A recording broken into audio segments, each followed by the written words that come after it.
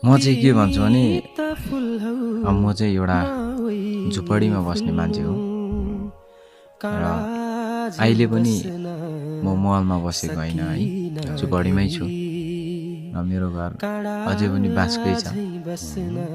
त्यो भएपछि अब हामी भनेको मान्छेहरूले डलर डलर भनेर चाहिँ खासै भन्नु मिल्छ जस्तो लाग्दैन मलाई चाहिँ, किनभने म झुपडीमै छु नि त। किनभने दुःखै छ अझै पनि। हामी कुनै देश कुनै ठाउँ गएर हामीले एउटा भनौँ न सक्सेस भएको छैनौँ नि त, एउटा बिजनेस गरेर पैसा कमाएर। हामीले त यहीँ छौँ र हामीले त कमाउने बाटो पनि छैन नि त हाम्रो लागि त। त्यो भएपछि हामी जहिले फेदको फेदमै भइयो क्या, कहिले टुप्पोमा पुग्नु सकिएन। किनभने आफूले गर्ने बाटो हुनु भए त हामी पनि दुःख गरेर मेहनत गरेर अलिकति आफै र आफ्नो फ्यामिलीलाई मेन्टेन गर्नु त सक्थ्यौँ होला। सो अब युएसबाट आउँदा भनेको चाहिँ उहाँहरूले अब कमाउनु भएको हुन्छ, उहाँहरूले काम गर्नुभएको हुन्छ, उहाँहरूको काम गर्ने ठाउँ हुन्छ, हरेक बाटो हुन्छ कमाउने। त्यो भएपछि उहाँहरू प्रिपेयर भएर आउनु भएको हुन्छ।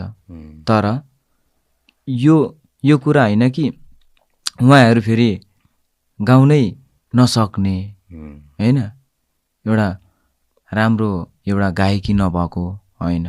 उहाँहरू प्रिपेयर भएर आए पनि उहाँहरू एकदम राम्रो गायकी भएको मान्छेहरू आउनु भएको। किनभने उहाँहरूले एउटा त्यो बेलामा जुन बेलामा उहाँहरू स्टिल भुटनिस रिफ्युजी क्याम्पमै हुनुहुन्थ्यो, त्यो बेलामा उहाँहरूले एउटा ठाउँ एउटा प्लेटफर्म नपाएर उहाँहरू अब यो देशलाई छोडेर जानुभएको थियो है, एउटा आफ्नो भविष्यको लागि।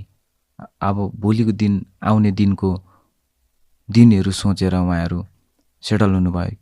किनभने त्यो दुःखमा त भनेको त त्यो बेलाको दुःखमा भनेको त मान्छे एउटा कसैले हात थाप्दाखेरि दिँदैछ भने हामीले थाप्नै पर्ने एउटा अवस्था थियो नि त। म थाप्दिनँ भन्ने अवस्था थिएन नि त, किनभने थाप्नै पर्थ्यो नि त।